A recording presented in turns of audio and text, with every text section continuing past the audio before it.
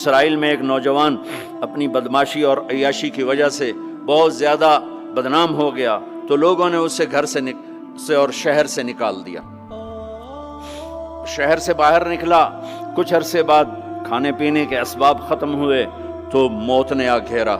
اب اس نے بے قرار ہو کر، ادھر سب بائیکاٹ کر چکے تھے، کوئی اس کے قریب نہیں جائے گا، تو جب موت نے پکڑا تو ادھر دیکھا کوئی ہے مددگار نہیں، ادھر دیکھا کوئی ہے کوئی نہیں،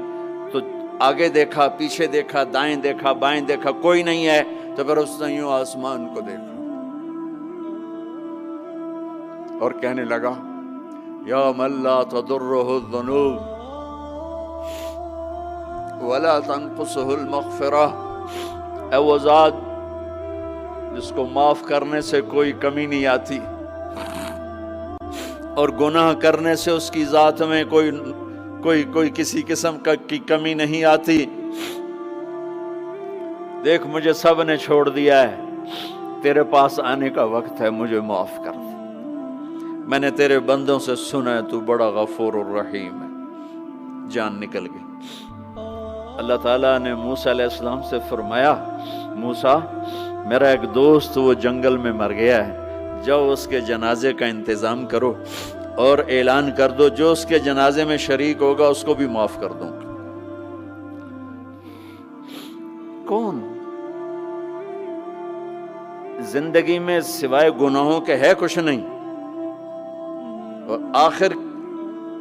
وقت کی منت اور خوشامد پہ کیا فیصلے ہو رہے ہیں۔ لوگوں نے دوڑ لگائی، آگے دیکھا تو وہی نوجوان شرابی، زانی، جواری، بھیڑا۔ موسیٰ یہ تو وہ ہے جس کو ہم نے شہر سے نکال دیا تھا،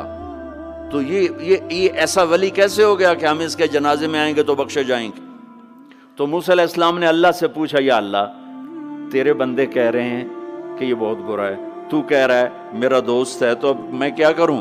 تو اللہ تعالیٰ نے فرمایا موسیٰ یہ سچ کہہ رہے ہیں اور میں بھی ٹھیک کہہ رہا ہوں، یہ ایسا ہی تھا جیسے یہ کہہ رہے ہیں، لیکن جب اس پر موت آئی اس نے دائیں دیکھا، اسے کوئی نظر نہ آیا، اس نے بائیں دیکھا، اسے کوئی نظر نہ آیا، اس نے پھر میری طرف دیکھا، تو موسیٰ میری غیرت نے گوارا نہ کیا کہ جس کو سب چھوڑ جائیں اور وہ بے بسی میں مجھے پکارے اور میں اس کی پکار پہ لبیک نہ کہوں۔ اے موسیٰ